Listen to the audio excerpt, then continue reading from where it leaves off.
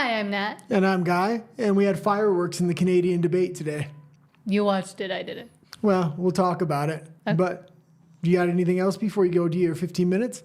Well, I mean, I know everybody right now is probably on vacation, so I hope you're having a lovely time. We're still here, but to everybody out there, stay safe. And don't forget to like and subscribe if you haven't yet. The algorithm has really been giving us a curveball lately. Everybody, but yes, us particularly. Okay, let's go to your 15 minutes. Okay, hold on. Así es, buenas noches. Sé que ahorita todo el mundo probablemente anda de vacaciones y espero que se le están pasando bien. Yo sigo medio congestionada, por eso no hemos sacado ningún video editado, pero ya, pues supongo que ya nos tomamos esta semana de Semana Santa de vacaciones y ya la semana que viene empezaré a sacar también videos editados. Déjenme ver si hay alguien por acá. Tenemos 4, gracias a los 4 que están por acá. Y pues como es Semana Santa, no hay tantas noticias. Hay un incendio por acá, hubo un sismo por allá, pero pues son noticias más específicas para México y sé que nos ven de varios lados. El Salvador, por ejemplo, saludos por allá. Entonces, pues nada más traigo una noticia que vamos a luego reciclar para la versión en inglés, pero pues a ver qué tiene que decir Guy sobre eso. Y la noticia es que me va a ayudar a hablar de otros temas que también me interesan bastante, va a ser bastante rápido, pero que ya he sacado varios videos sobre la fertilización in vitro, sobre todos estos procesos y las mujeres que creen que se pueden esperar hasta que tienen 40 o más o 30 y tantos para empezar a tener hijos, porque su carrera va primero y su independencia va primero, pero ya lo he dicho en varios videos, la fertilidad femenina empieza a bajar alrededor de los 26, 27 años, y no solo bajar tantito, sino que ahí es cuando se va en picada, va de caída desde que empieza, básicamente, y pues es lo que nos tocó vivir y así es la biología y no hay mucho que se pueda hacer, pero sí se puede alentar y alertar a las mujeres jóvenes en sus veintitantos que tal vez sería buena idea si algún día quieren tener hijos o aunque crean que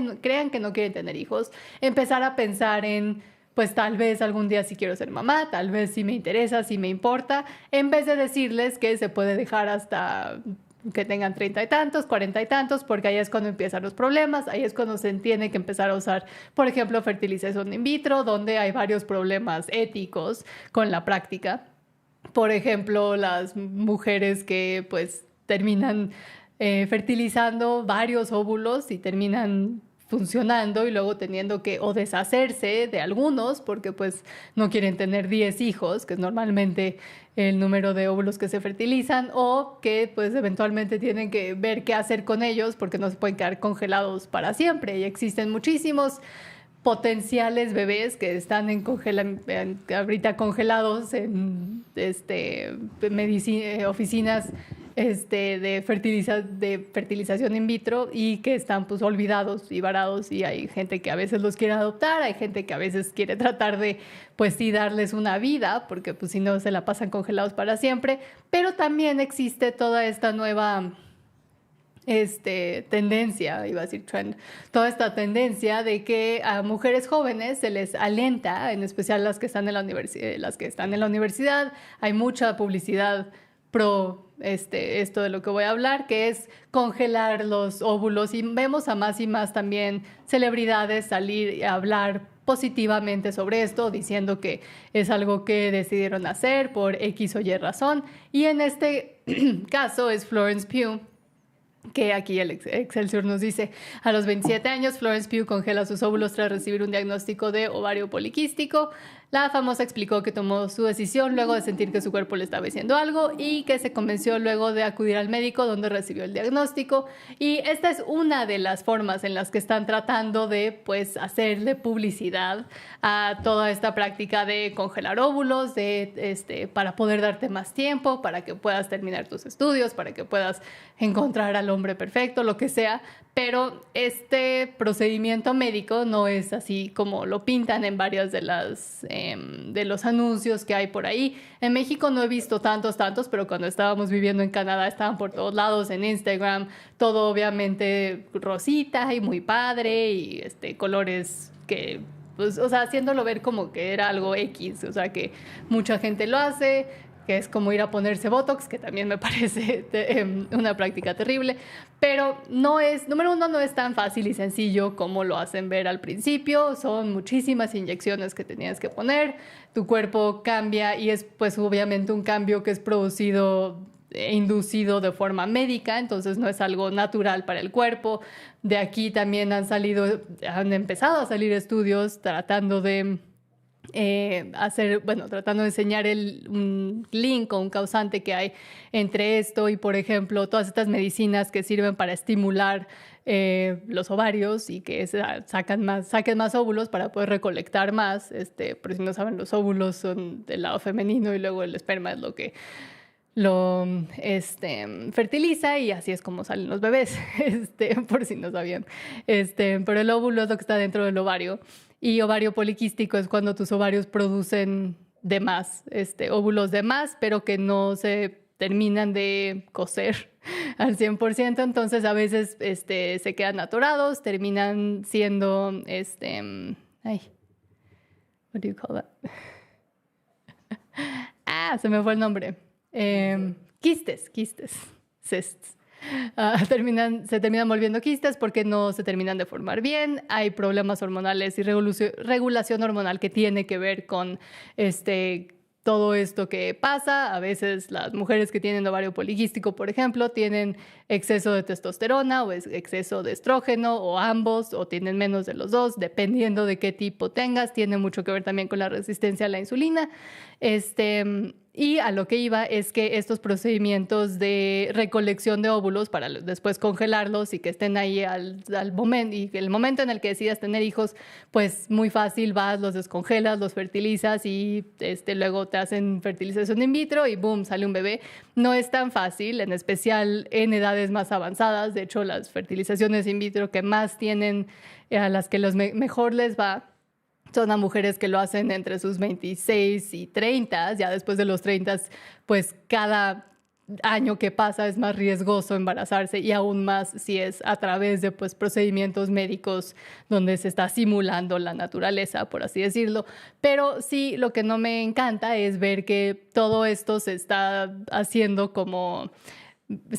ver como algo muy feminista y muy empoderador, y que tú puedes decidir cuándo tener hijos, tú puedes jugar a ser Dios, y que en realidad lo que no se le dice a las jovencitas, en especial a las que se les dan todos estos marketing sobre congelar tus óvulos y que eso te va a liberar y te va a dejar ser mamá cuando tú quieras, es todas las complicaciones que salen al tratar de estimular a los ovarios para que salgan más óvulos para poder recolectarlos, que son inyecciones de hormonas y son bombas hormonales básicamente para el cuerpo, que pueden causar problemas a la larga, causar también problemas de fertilidad. Luego el proceso de recolección no es así como muy fácil como lo pintan. Sí tienen que entrar, succionar, meter, etcétera, y es un procedimiento bastante doloroso, por lo que muchas han dicho que lo han hecho. Y luego al final no es 100% seguro que esos óvulos, número uno, sirvan, pero número dos,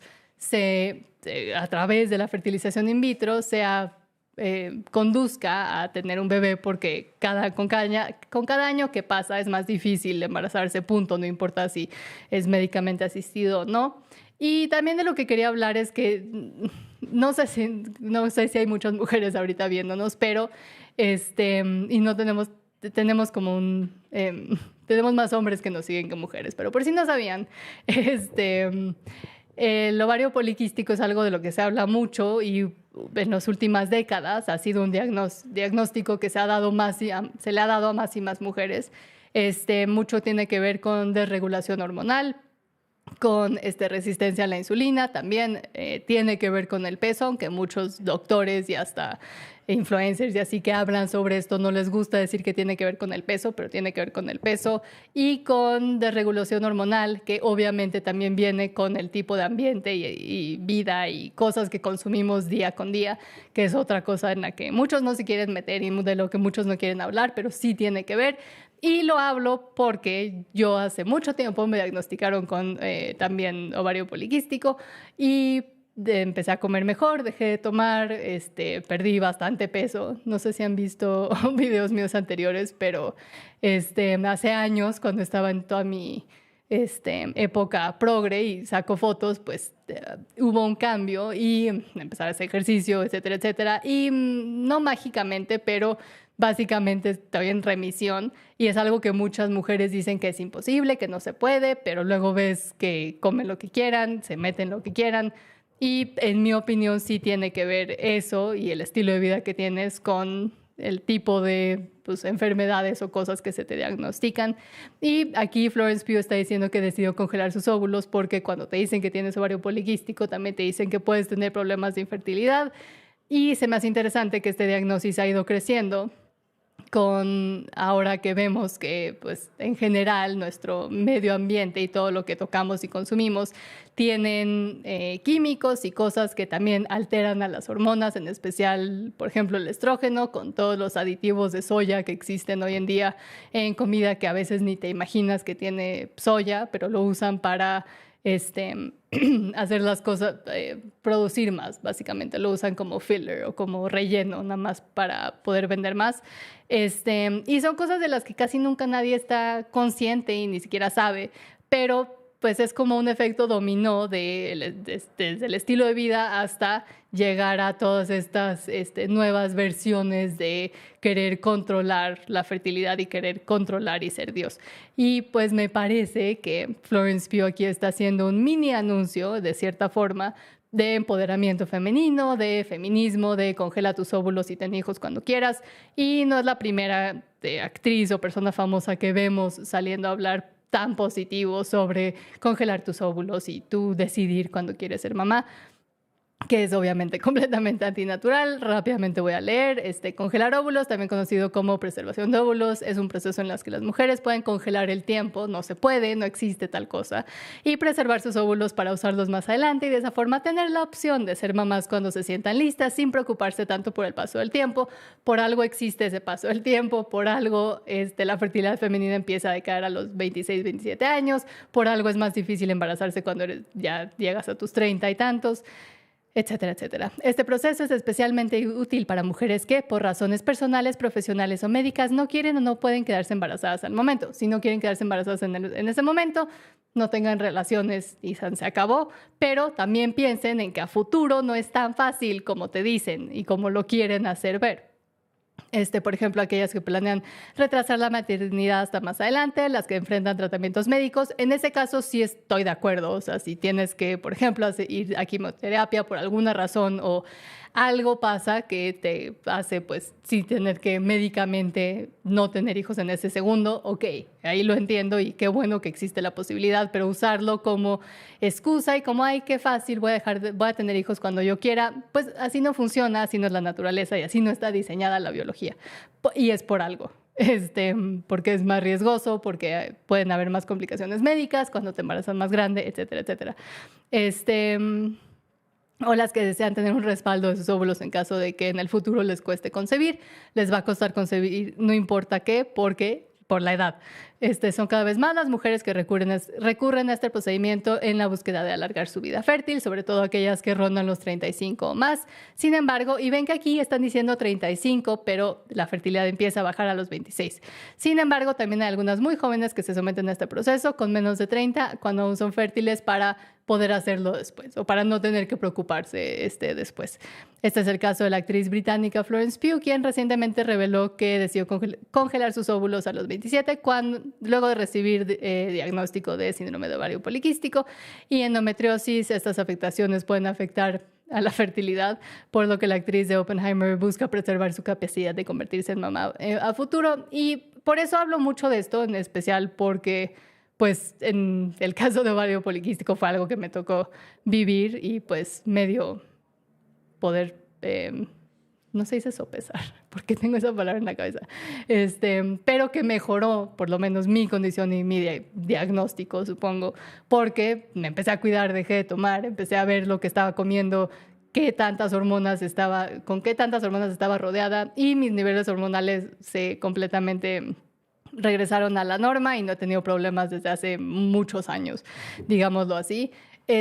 Pero me parece que todas estas celebridades también, por ejemplo, Chappell Roan, que hablé sobre ella hace poco, saliendo a decir que no entiende por qué la gente quiere tener hijos, todos estos como nuggets que nos dan las celebridades y los influencers de, ay, no, es que tener hijos, ay, no, es que es más empoderado tener una buena carrera o congelar mis óvulos porque tal vez eventualmente pueda tener infertilidad o que el ovario poliquístico, no digo que se pueda curar porque según esto no se puede curar, pero sí se pueden hacer cosas para mejorar la condición. Pero pues muchas mujeres se lo toman así como de, no, ya nunca más, yo soy la que más sufre, yo nunca voy a poder bajar de peso. Por ejemplo, se usa mucho como excusa de, es que tengo problemas hormonales, no puedo bajar de peso. No es cierto. Es un poco más difícil, un poco más complicado, toma un poco más de esfuerzo, pero nada más. Y además ayuda a mejorar si tienes esta condición. Pero quería hablar rápido de esto, nada más porque tengo algún tipo de conexión y tengo muchas opiniones sobre este tema, entonces, pero ya me callo. Voy a ver los comentarios, a ver si alguien dejó alguno. Que supongo que no, sí, porque el tema de hoy no fue súper interesante, pero a mí se me hace muy interesante. Pero ahora sí, vámonos con inglés. Gracias a todos los que andan por acá. Y vamos primero con noticias más de entretenimiento y de ahí nos vamos a RUMBLE para hablar sobre cosas más políticas, digamos. Pero buenas noches, cuídense si están de vacaciones y espero que tengan un excelente 2 días de descanso si es que les tocó. There we go. And that's it for the Spanish. Yeah. Every time I talk for that long, I feel my congestion coming up.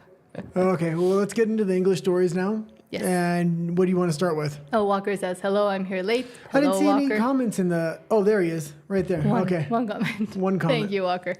And thank you to the 6 people who are still watching us and who suffered through my rant about PCOS and freezing your Well, eggs. we got quite a few stories about starlets tonight, so maybe we'll get into Natalie Portman first. Sure. Remember, Okay. we can't say the S I know. word. Just go, people. People understand. So Natalie Portman reflects on being really seen objectified as child actor along the Lolita phase, and she's speaking up and out against what continues to happen in Hollywood. Yeah, and I don't think she has anybody to blame but herself and her father. Her father had major control over her career, and I remember these stories coming up. The movie that originally made her was The Professional. It was a French movie, and she was extremely young, and it was these undertones of this sexual relationship with an assassin. You said the word. Oh, that's all right. But, I mean, I wouldn't say she's to blame. I'm actually kind of on her side on this. Well, her Where father the ran her industry, career. yes. So it's not the regular industry story. It's her father. It's always the parent who's behind them running all these things. Later, we're going to talk about Amanda Bynes. I mean, her mother was also a stage mom, and all of these actresses that eventually come out and do say that the industry is disgusting. I mean, yes, they could do more now that they're, big Hollywood names, but in the beginning, it is always the parents and that lack of parenting and of realizing what's happening within the industry and wanting their children to be there to make money off of them. Well, also, she kind of got pigeonholed after The Professional because she was a minor and it was so sexualized of a role. A lot of other people wanted her in a similar role. It's the same thing with Star Wars. A lot of actors can't break out of superhero movies or Star Wars. She was able to break out of that eventually and become an adult star. So that was good, but... An adult star sounds wrong. An adult actress, that also sounds bad. And a professional, serious actress is an adult, but she does go on and say in the article or when she talks about it that she did feel like she had to... Here it is. I've talked about it a little before about how as a kid I was really objectified, which I think happens to a lot of young girls who are on screen. I felt very scared by it. Obviously, objectification is a huge part of being a kid, which I don't agree with.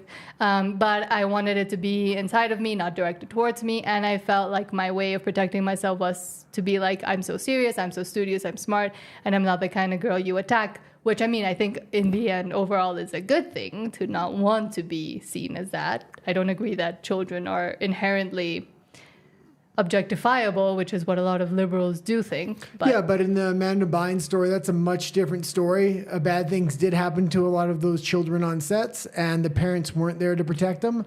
I believe to a degree, Natalie Portman's father may have picked bad roles for her, but it doesn't seem like more actually went on these sets, which was a good thing. So there was some level of protection at least. Yes, but in general, what I'm saying is that, I mean, if there's so many stories, so many people that have spoken up about what has happened to them as child actors and actresses, maybe they can now try to do something for the industry. I don't feel like many of them are. They just speak out about how bad it was for them, and then they kind of retreat instead of trying to continue to do something for all the still children actors that are out there. Yeah, because I'm sure it's still happening. It's not even just the objectification of children in these adult roles, but it really messes with the child's head because they don't have a normal life or a stable foundation to go into adulthood. So they turn to drugs and other things very often.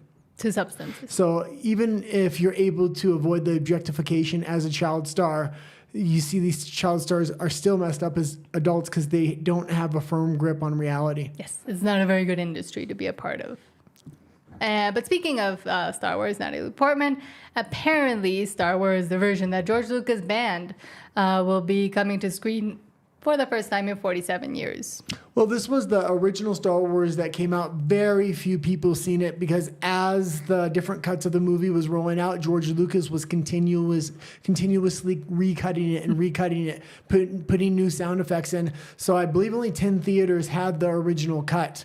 And back in those days, you would actually literally cut the film and then send it out. So there's so many different cuts of this movie. The original cut really did not look good for the special effects and stuff, but it has a level of authenticity. So it would be really good to see it, but it's only in limited release in London at one theater, I believe. But it was accidentally released on I believe it was a Chinese streaming site. We did talk about it, and then they got sued, and the company went out of existence within days. So we'll see what happens with this, but I think this is a good move, especially it's getting a lot of curiosity, and I keep talking about it, but those 60 scripts George Lucas wrote, Disney needs to invest in those. They need to make them happen because it's the only way to possibly give Star Wars a chance.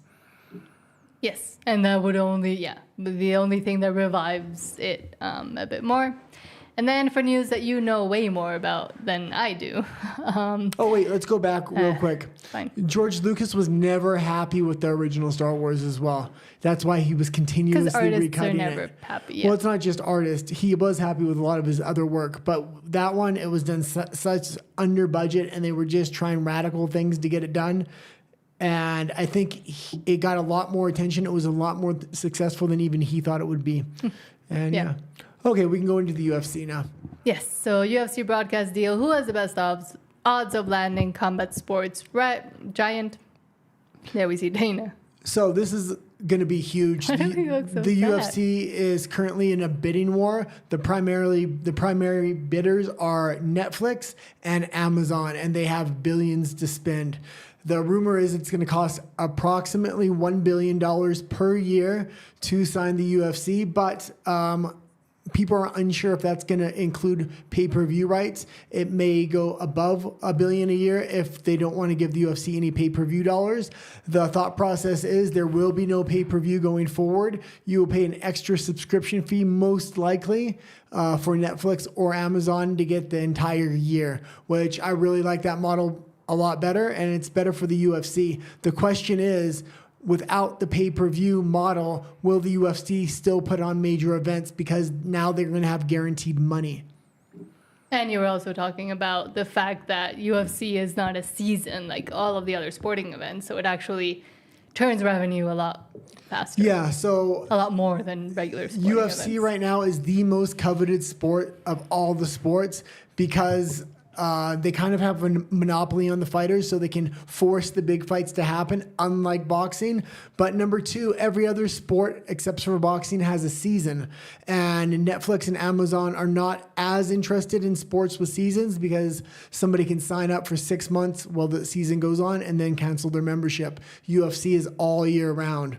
So it's very, very enticing for a lot of these streaming networks. Also, the WWE, which is obviously fake wrestling. It's not real fighting. We argue about this a lot. When did we argue about this? We've done it a lot. When I used to train jiu-jitsu, you said that's fake. Yeah, I said the MMA might be fake. Okay, debate one, I win. Okay, to continue on, the WWE recently signed with Netflix for $1 billion, and there is no pay-per-views anymore. They're all free on Netflix. I would love to see that model adopted by the UFC. The WWE is actually owned by the same company as the UFC, so they do have a relationship with Netflix. It will be very interesting if they go there. But Bezos just has billions to spend. Recently, they made Lord of the Rings, and it cost them $1 billion, and they lost their shirts on that. When you sign a sports league, especially something like UFC, you're guaranteed to make your money back and your subscriber rate back. So because it's live sports, they can charge advertisers a lot more for it. The big question is, can their streaming service actually handle it? We recently had Jake Paul, Mike Tyson, and the streaming service kept going out and out and out. Netflix has had a lot of trouble keeping up with these one-time events or these specialty events, whether it's Sunday Night Football or Jake Paul versus Mike Tyson. They even had some bridal TV series finale that they had trouble keeping up with the streaming rate. Love is Blind? I am not sure the name. You said bridal. Yeah, it was a bridal show. Oh, yeah, so probably Love is Blind. I watched the first season. It was boring. We're talking UFC here. I was going to ask you, like, if it became easier. I mean, I know you would watch it and hire it if it went on to streaming, but would you ever become, like, a commentator? A commentator? What do you mean? Like those channels that talk about the fights. Oh, I would talk about it once in a while because I like it. I don't. But would you do like a show? Yeah, I don't talk about it now because I can't afford each pay-per-view. It's almost $80 or $90 American. Yeah. It's a crazy amount of money, but if it goes free, especially on Amazon, I think that would really help the UFC because Amazon has Twitch, and Twitch allows anything that's on the owned by Amazon, they can use the clips. Most things. Right now, anybody that does like a commentary show on YouTube, they can't use clips from the UFC because they're all copyrighted, and UFC is very protective over their property rights. Yes. So I could definitely see them being on Amazon being a benefit to streamers that want to talk about MMA. Yeah. But they would also lose a lot of that power they have right now over telling people, no, you can't stream it. Well, yeah, but I think overall they're going into a much more global market now. So maybe let's talk about this for a minute. They started on Spike TV, which was like a male-based TV station in the States. It was very small at the time. UFC was very small. They grew with that with their UFC Fight House, where the fighters would live in the house and fight each other. That was successful, so then they were able to move from that to, I believe it was Fox. From Fox, they were able to move to ESPN. That's their current home. Now, ESPN has a specialty model with them. It's owned by Disney. They'll put some of their fight nights on ESPN, but the pay-per-views you'll have to buy for about $90 American. I don't really like the model, but now they're about to go into a global model. ESPN is primarily in the United States. It has about 25 million people that watch it. Netflix has 300 million subscribers. So this is a major move. Every time one of these contracts come up, the audience base gets a lot bigger for the UFC. So this is going to be a huge jump. Amazon seems to be doing a lot better at going into live sports. Netflix seems to be doing a lot better going into live sports. Amazon is really messing everything up at every turn, but they're paying a ton of money. So we'll just have to see what kind of happens here. But one more company that's being talked about is Apple. So Apple has a lot of money, but I don't know. I don't really see them going into the UFC. But and I don't see Dana wanting to partner. But also, I see this as a way of maybe the administration giving out a bridge to other tech companies and things like that. So it will be interesting. Yes. For you. Okay. For you. And if it is like $100 to $150 a year and you get all the pay-per-views, which would normally cost like $1,300, I would pay the $150, but I no more than that. Okay.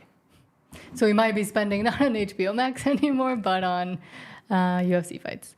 And next, SNL, so Saturday Night Live skit, finally admits what the media won't say about gay dads. If you haven't watched the skit, I'm sure you can find it somewhere on X. I didn't want to play it because I know how strict they are with copywriting, especially on YouTube. But Saturday Night Live's latest sketch was funny, awkward, and honestly pretty disturbing. Two gay men arrive at a brunch with a baby seemingly out of nowhere, which happens. And friends, rightfully confused, start asking how this happened. And they really go out there on the skit, and finally it's spoken about how gay men are just now able to basically just purchase a baby and show up with it and be two gay dads. But for years, asking questions about gay adoption, this is from EV Magazine, by the way, surrogacy or the commodification of children got you labeled as a bigot. The script was simple: love is love, families come in all forms, stop being so judgmental. But it appears the rhetoric has worn thin. Now even SNL, a show that's rarely been brave in recent years, and it's very progressive, is giving audiences permission to laugh at the madness. And they say, you went to a rave called Bulge Dungeon last night, one friend says during the skit, and now you have a baby. The gay couple avoids every honest question with sarcasm, emotional manipulation, and nonsensical woke language. And it is just basically the friends being like, but where did you get this baby from? And the gay dads saying what all progressive they say nowadays about gay adoption, that you can't ask questions, you can't say that, you can't question where they got this child or where the mother is. How dare you ask where the mother is? Child doesn't need a mother. Two gay dads are perfectly fine. And it's just interesting, and I put it in here because it's interesting to see now SNL, which was one of the most woke progressive shows, kind of making fun of it, finally. Yeah, I didn't know the story was in here. You added it, but I'm going to say in the West, there is a huge waiting list for adoption. It's not easy to adopt kids. That's why a lot of Western couples in the United States, in Canada, go to foreign countries to try to adopt. I don't think in the United States, especially, gay couples should be adopting. That might sound like a radical view, but I would prefer a traditional mother-father household.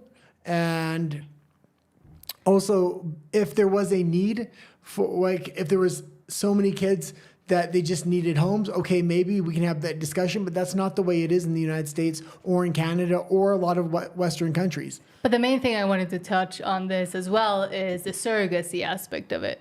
So there's, right now in America, it's allowed and completely done by a bunch of people. You can just pay a woman to get impregnated by yourself, and you purchase, as I was talking about freezing eggs, you purchase an embryo, you purchase an egg, you either give your own sperm or find sperm, then mix that together and stick it into a woman oven who is not a mother because she has no rights to the child.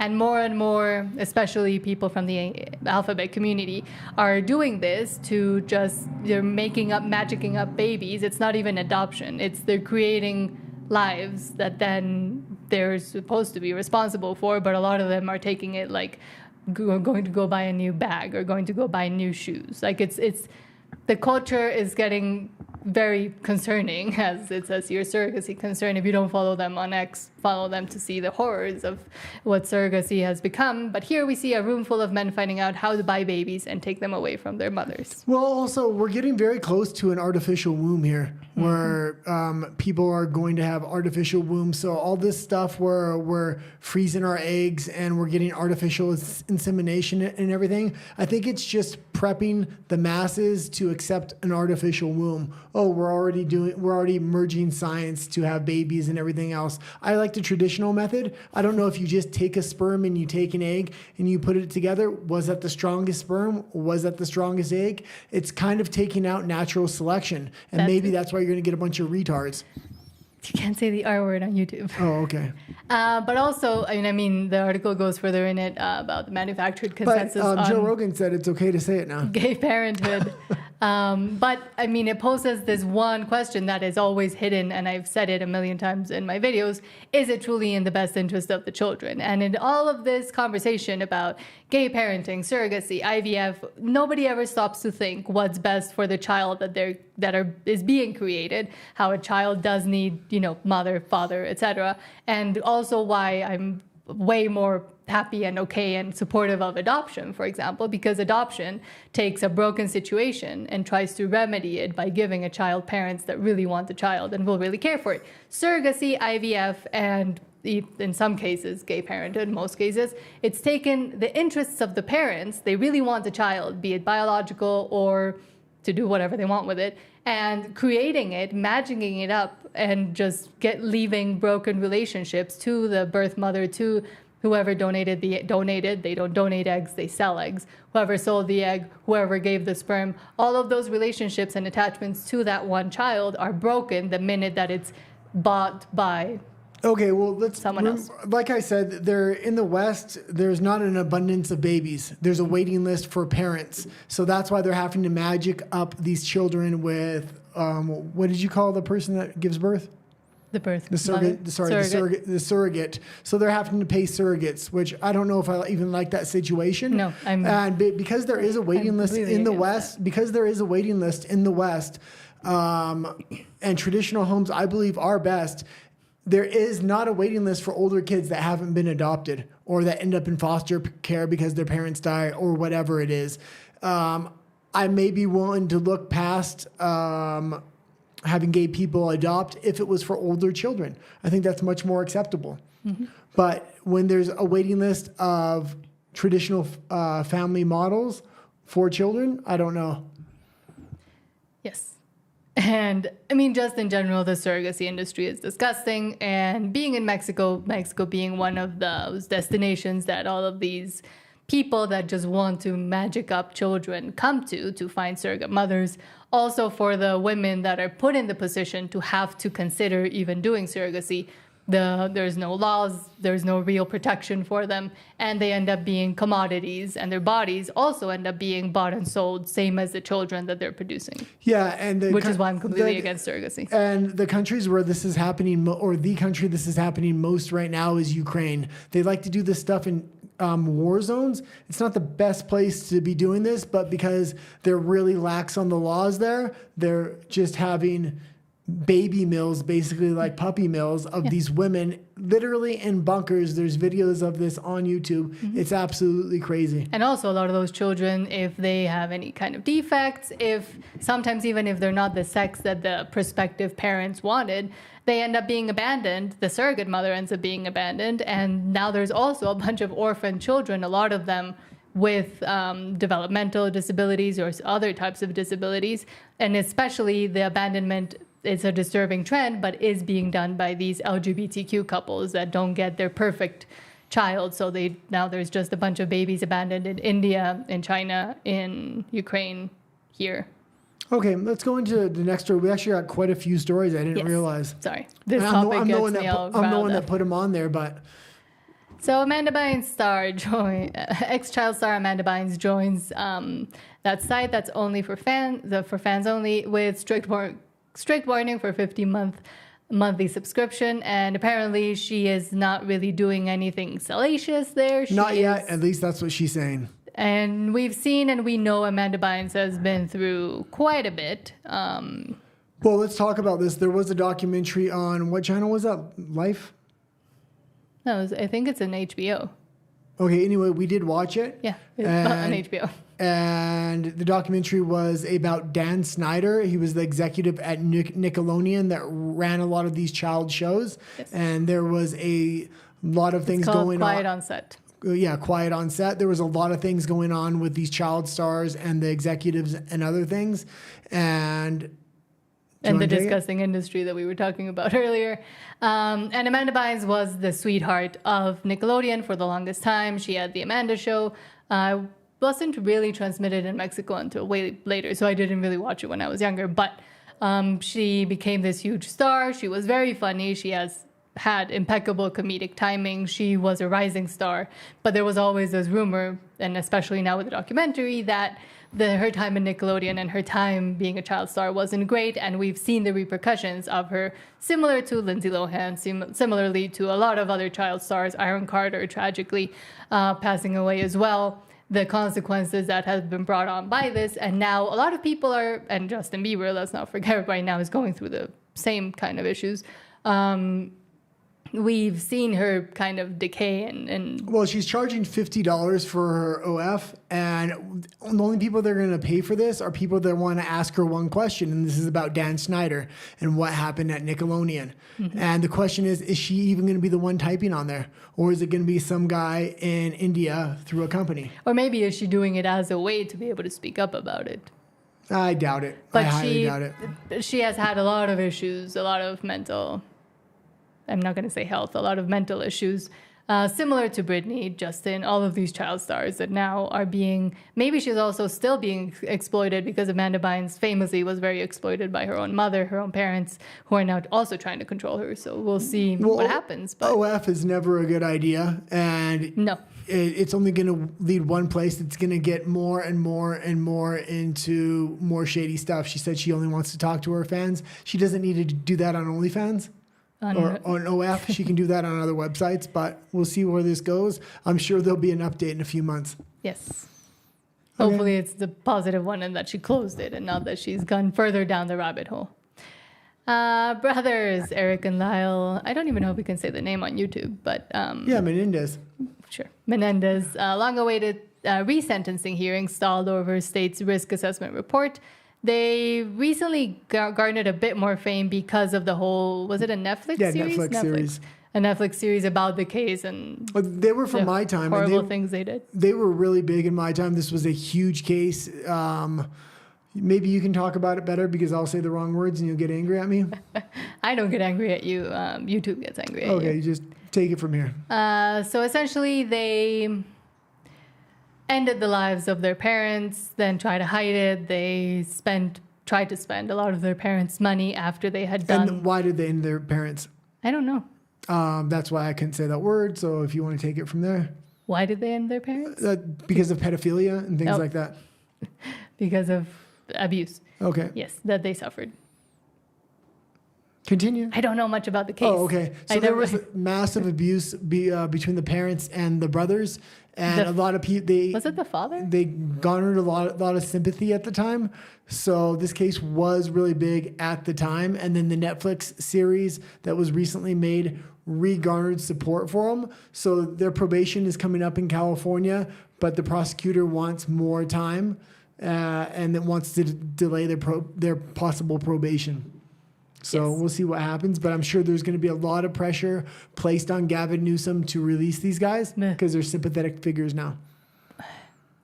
I don't know if I fully... What?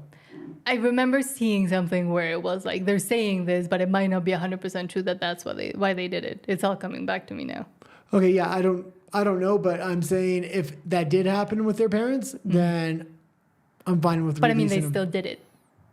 I don't care. If somebody did it, if somebody was doing that to them, I think it's justified. Just like if somebody was doing that to my child, like the Cain Velasquez situation, I think that was justified as well. I don't think the law is always the law, black and white. I think there's a gray area. And I guess they already did sometimes. And if you put me on a jury and it's a sympathetic figure because somebody did something to somebody's child and they went after him, I'm willing to look past it. And speaking of disgusting people, Walker asked wasn't it the case that Dan Schneider only liked feet and that's why it was gross? But no, there's a lot of actual strong allegations against him that kind of never made it to the public light. Candace Owens has spoken up about it. But the documentary was good. Yeah, and the documentary speaks up about it as well. But no, it wasn't just about feet. He was doing a lot of things, especially with... one child actor. What was his name? Yeah, I was going to say the male moved to Mexico after, and he actually had a career down here. And from Drake and Josh. Drake from Drake and Josh. I forgot his name. He was the highlight interview. He was the highlight interview of the series, and it was the shocking interview. And what happened to him? He moved to Mexico, had a career here, and then went back. He didn't move to Mexico. He liked Mexico a lot because fans were still sympathetic to him because he became a controversial figure when he split up from the whole Drake and Josh show. He got mad at Josh. They got mad at each other. He did some weird stuff, but then it was kind of also understandable because of what he had been through. And his allegations were covered up by Hollywood, and a lot of people spoke up in favor of Dan Schneider. He even after went on to work at Disney and the Disney Channel as a producer. But more and more people since then have spoken up and it's kind of been revealed that he was doing way more disgusting stuff than just like. And it wasn't just him; it was other people on the set as well. And he was also involved in covering up the whole Drake stuff, because the Drake stuff wasn't with him. I think it was someone else with the Drake stuff, wasn't it? Okay. And there's a lot of other people on set that Dan Snyder intentionally hired and rehired that had been convicted of some things, and he was the one grooming a lot of these child stars, not directly Dan Snyder, but the people he was hiring. Mm-hmm. So people were thinking it was a bit of a network of shady people grooming these children. And a lot of people are still saying that those networks still exist. Yeah, well, we know and nothing's it's done Hollywood. About it. And now with the whole, you have to accept everything and equality and love is love and don't speak ill about anything to do with the community, they're able to hide even more. Yeah. Okay, we can go to the next story here. A lot of these stories I should have actually put it on the political side on the Green Monster, because yes, there's a lot of things I shouldn't be saying. So Home Alone 2 director Chris Columbus says he wishes Donald Trump's cameo was gone. If you didn't watch it or you don't remember, in Home Alone 2, Donald Trump makes a cameo in his own hotel, I think, at the Trump Tower, and Macaulay Culkin says something quickly to him, and Trump just says, "There's the elevators," or something like that. Yeah, Chris Columbus is just trying to get relevance in Hollywood right now, because there's a lot of contracts coming up for sequels of movies that he had previously did. Not necessarily sequels, but new originals, like The Goonies, like Gremlins, like Home Alone. So there's talk about bringing Chris Columbus back. So I think he's trying to really just make headlines to keep himself relevant. There's a lot of TDS going here. That's Trump derangement syndrome. Macaulay Culkin also came out against Trump. I do have some pretty good information about this, though. It was going to be filmed in Trump's hotel. Trump's story was the crew asked him if he wanted to be in it. He said he didn't really want to, but sure. So they filmed a quick 7-second cameo.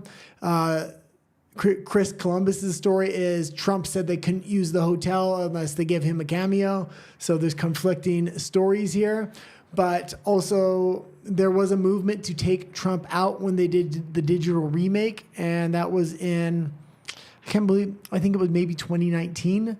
And they did the digital remake. When it released in Canada, Trump was taken out. And Trump blames Trudeau for that.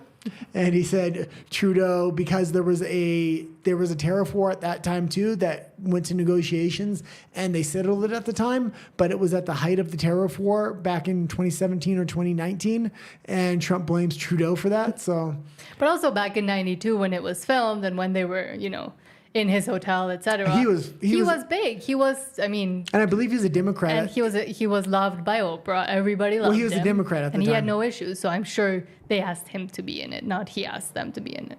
Yeah, he was a Democrat at the time, and a lot of people forget he was not always a Republican. They really asked him to be the front man, and he switched parties. And he was seen as a funny, interesting figure that had a lot of money, but he wasn't controversial as he is now. So that's also why a lot of his policies now are actually traditional liberal policies. Tariffs are traditional liberal policies. Mm-hmm. All these crazy things they're saying, these are far right policies. They're only far right today. Back in the 90s, this is the stuff all the liberals were trying to push. Nancy Pelosi, there was recently a video of her just talking about China. They need tariffs now before this thing gets out of control.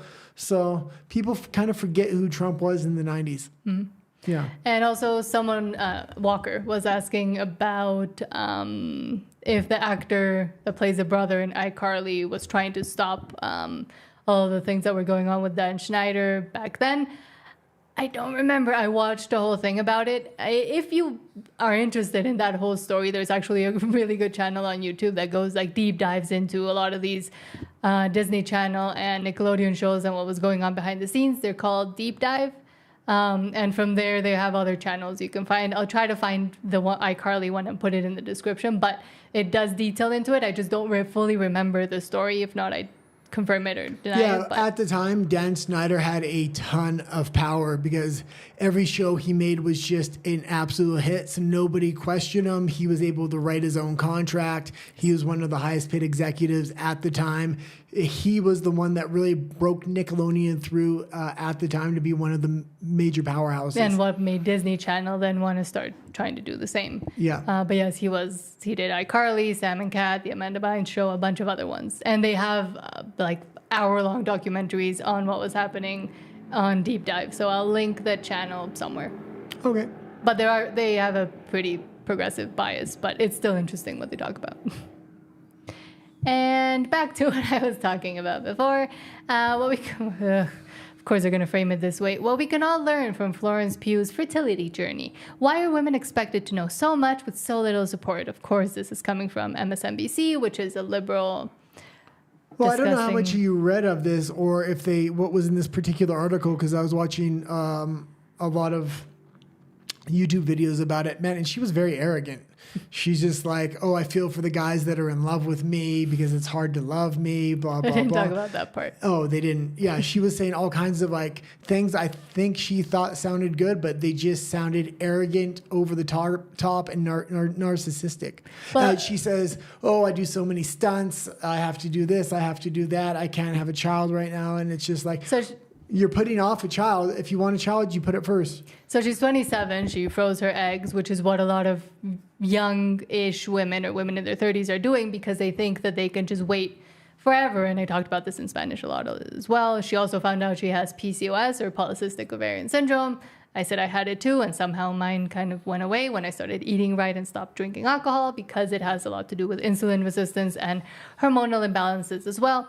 And what I was saying is that there's a lot of these ads. There's even some of the companies, like I think Meta and Spotify, pay for you to go freeze your eggs so you can keep working for them. And you can have put off having children until after, which I think is ludicrous. And I also, when we were in Canada, not so much Mexico, kept seeing ads on Instagram pushed to me saying, oh, freeze your eggs, live your 20s, and you can always put off motherhood, and freezing your eggs is now the best option. And it just goes back into this whole artificially creating children, not following the rules of biology and the actual biological clock that women have. Fertility starts to decline for women at 26, 27, sharp decline.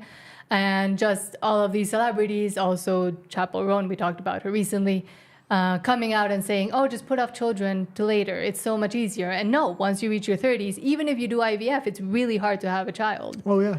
And it's a way more risky. There's way more complications that could happen, not just with the birth, but with the child, et cetera, et cetera. So coming out and saying, why are women expected to know so much with a lot of support? Well, the big issue... glorifying it. The big issue in the debate community right now, and I watch a ton of debates, and the major talking point is men are fulfilling their duty in society, which is to procure resources and protect the society. Women aren't holding up their end of the bargain because the only equal duty they have is to reproduce. And they're putting their careers and their college first. And by the time they want to have kids, they're not able to do so, at least not on a societal level, meaning they're not able to produce more than 2 children per person on average. That's why Western societies are being forced to bring in mass immigration in order to maintain their population. Why do they need to maintain their population? Because Western societies are so concerned about GDP. We got to keep growing it like a pyramid scheme. We can't possibly have a smaller society. It's just getting crazy now. And with also just going back to Florence Pugh, PCOS, infertility, etc., a lot of influencers online and people talk about PCOS or things that are happening hormonally to them, or they're way higher diagnoses of PCOS in the last 20 years than before. And it's not just because we found the technology to find it out, but because of all of the things we're in contact with and all of the things women do day to day that cause hormone disruption, hormone dysregulation, but nobody wants to talk about that. And also eating better, doing more exercise, drinking more water, everything compounds to actually... What I'm saying is a lot of women use PCOS as an excuse, and they should. There has to be a societal change, and that has to be women have to put their families first, and... it has to stop being stigmatized. to do so. Well, not even yet, but not only that, there has to be a societal shift here. Otherwise, it's just not going to work. Yes. And it's not to say women can't go into the workplace. It's just saying they need to think about families earlier on because it's healthier for the children, healthier for the family, and they can still go to school. But when they do go to school, they may want to think about creating their own business or having something that's home-based, much like it was before feminism. They really worked in textile industries from home and did a lot of things from home. Well, and farming and selling stuff from the farm. And a lot of them were trade. assistants to their husband's job, so their husband could actually make more money for the household as a whole. But I think just the general conversation has to be stop being scared of telling younger women that are going into college, women that are finishing high school, that their fertile years will end, that it's not that easy to get pregnant at 30, and that the magical answer to all their problems isn't to just go freeze their eggs, rely on medical treatments that are not only probably not going to work, but also invasive. I think you're two steps ahead of yourself here. You're telling them you can't tell them this, but the first thing is we got to put family first. There has to be a level of where women that do start families and kind of, I guess you would call it a propaganda campaign, less feminism, less girl boss crap, and more family-based, wholesome kind of messaging going out into the world. And after you have that, the second layer that you're going to want to put on there is now what you're saying. I mean, there has to be better examples of actual families. Yeah. In the media, on screen, influencers, you're glorifying all the wrong things in Western society right now. That's crazy. Okay, let's keep going on. We have a few comments. Let's hear. Walker says she's not the big deal, to be honest. Florence Pugh? I never thought she was a good look. I thought she was too kind of thick. It's because she has PCOS and she's not taking care of her insulin and her hormones and et cetera, et cetera. And that, it actually makes sense. A lot of the girls that look like this do have PCOS. I used to look like that. And then I started eating better, stopped drinking, started exercising, and starting taking care of my hormonal load on a day-to-day basis. I think it's hard, everything got better. I think it's really hard. She leans into these action roles and wants to do her own stunts because I think she knows it's going to be hard to do for her to do really feminine roles that men are actually going to buy into. I'm trying to, because I saw a comment about... How many comments do we have? We don't have that many. Not that many. Laura Del Rey says, "Hey Nat, did you hear about the latest J.K. Rowling news on the trans topic? I'd love to hear about your opinion." I'm guessing you're talking about the whole UK court finally determined that a woman is a woman and a woman is only a biological female, and J.K. Rowling celebrating it and coming out and saying, "Oh, my plans always go according to..." I love to see when my plans actually go according to plan, I guess. So she tweeted something like that. If that's what you're referring to, I mean, finally, of course, it's great that one more country is acknowledging biological reality and maybe might help to broaden the conversation and say, see, even in the UK, they're saying that women are women. Yes. Well, and we used to work with a gentleman named Billboard Christ, and he wears a sandwich board that says, "I love J.K. Rowling" is one of the messages on there, and that boys are boys and girls are girls. But in Vancouver... Children cannot consent to puberty blockers. But in Vancouver, he also rented out the billboard that said, "I love J.K. Rowling," and then there was major protests over it. Yeah, so right after J.K. Rowling came out with her opinion that women are women and they're called women and that men cannot become women, he did all this, he got protested, and even the person that he was doing it with tried to go against him because she was a raging feminist, and she tried to bring him down, but he's continue to succeed. Right now, he's fighting a case in Australia that the Australian government has against him for free speech for saying that a woman isn't a man in this case. Yeah, but he would do simple things that shouldn't upset people and that normies would say, "This is crazy if you're protesting this." The billboard literally just said, "I heart J.K. Rowling." Yeah, it could be for the books, it could be for anything. And it was a great message because a lot of normies knew her just from her books and know her to be a normal person. Yes. So the fact that the left came out protesting this, it really started to wake up the mainstream consciousness, which was good. But not enough in Vancouver. But I do also want to say one thing about J.K. Rowling. She is a raging feminist, and she may be good on this one particular subject when it comes to females and when it comes to trans gender issues, but when it comes to a lot of other feminist issues, I'm not on board with a lot of things. And that's what a lot of the gender critical sphere are like. We talked about a debate you were watching the other day on Piers Morgan that had, I forget her name, but a lot of these British women that actually were able to get the UK court to finally acknowledge reality and biological reality. They are very, still on the feminist train and still not realizing that a lot of those feminist ideals that they have and that they continue to espouse are what led us here, by saying that women can do anything men can do, and trying to equate women and saying that we don't have anything special about us, that motherhood doesn't make us special, that the ability to, do the things that women normally like. That's kind of what led to the whole trans thing in the first place, by trying to equate and say that women are just like men and just as capable. Well, now men are just as capable to be women. Walker also says, imagine celebrating a biological reality. What a crazy world. Yes, that's what has been allowed to proliferate nowadays. And then Lara Ray just said, I know, Walker, I thought the same too. Well, the only reason they're coming back to reality right now is they're trying to propagate a war. And they're going to need these people to fight their war. They can't have soldiers in heels. Well, not even soldiers in heels. Men aren't going to go fight for a country they don't believe in. So these countries are trying to fake it right now so they can send these guys off to die. Because the countries are also seeing that the conversation that they thought they were winning, basically, with a progressive liberal mindset and ideologies, are not what young men are wanting to, follow. They're realizing how insane it is. Well, Europe has had the now they're trying to slowly shift to be able to say, well, now go to war. Be a man and go to war. And the reason I came to this conclusion is you look past at the last a couple thousand years in Europe, and when the elites get too far away from the actual population, what they do is they start a war and they send the population off to war, kind of culling a lot of the upheaval or the revolutionary spirit that's uprising in the country. And you can feel it in Europe right now, especially Western Europe, in the UK, in Scotland, in Ireland.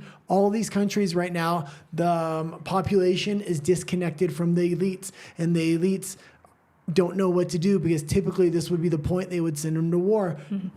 Right now they can't, because the people just don't believe in the country. They're trying to magic up a war. The next story was my favorite story of the day. I hope you got an article on this one. Yes. So just quickly, Walker, because there's a point you said in the last message you replied. He said, it's incredible. Sometimes that makes me think a lot about how screwed up the Western world is. And also, us in Latin America, what we don't realize is that they're trying to import all of this here, because now they know what didn't work, and now they're going to try to make it work here as well. So that's why we see here a lot of the governments turning really left, and a lot of the proposals coming up that are proposals that have been now defeated, like the one in the UK, starting to come up in the general conversation in places like Mexico. And it's a lot cheaper to push it in countries Chile. like Mexico rather than the United States. So your dollar's going to go a lot farther with propaganda here. That's why stations like this and other independent media that's kind of pointing this out, that have come from other countries that kind of know the game plan they're going to implement, are very, very important. And we really haven't seen the rise of social media in countries like Mexico and other places the same as it has happened in the United States, or independent media. Yes. Okay, let's go into the next story. It's my favorite of the day. Yes, you know more about this than I do. So Instagram's most dangerous woman, influencer, ex of Leonardo DiCaprio, scammed millions of followers with her rags to riches story before luring them into live with this girl her was a witch. And forcing them into bad stuff and slavery. Okay, this girl was a witch, and her name was... Well, she said she was a witch. Yeah, Kat. She was a spiritual guru and wellness influencer that literally had shrines and witchcraft in her home in Texas. She's originally from Brazil, but this happened in the United States. She had a relationship that was short-lived with Leonardo DiCaprio and some other famous people, so she was able to gain a large social media following at the time. And at the time, having 1 million Instagram influencers was rather big. It might not be as big today, but at that time it was. What she ended up doing was inviting a lot of these social media, or inviting a lot of her, what would you call it, followers from social media to live with her. And from there, she first put them on OF and then got them into actual prostitution with her. Also can't say that with her fiance out of her home in Texas. And if they didn't make $3,000 a day for her, she would put him out on the street. So it was, but she apparently has been arrested and sentenced for 8 years. Yeah, so she was extradited from the United States to Brazil, and then she was there was a trial held in Brazil. She now has 8 years she's doing. She's denying the entire thing, but the amount of messages, social media, and everything else, it's undeniable. So she said that Tony Robbins and other wellness influencers were huge influence on her. So it's just to say, be careful what you watch sometimes and be able to think and critically think for yourself. Yes. She really manipulated a lot of people into doing a lot of bad things. Okay. I know nothing about this case, but I do know witchcraft is... Well, witchcraft keeps coming up, and you say you don't believe in witches. That's why I don't believe in witches, but I believe that a lot of women think they're witches. Well, first she was living in New York before Texas, before she had this covenant she created with all these women that she got into. Coven, not covenant. Covenant. It's a coven. Oh, a coven. What you're a witch, you would know. What was I going to say? Oh, she was in New York first, and first she really refined how she was going to get these women. So first she got people to come be her assistant in New York, and she wouldn't pay them. They would clean her house and then do other things, basically kind of be like her slave. She got a few influencers to do that. She understood kind of how to mentally take advantage of these people. And then she moved to Texas with her then young boyfriend, and they manipulated massive amounts of women to go into this coven and get into some nefarious deeds. Yes. Okay, we can go to the next story. Quickly, more comments.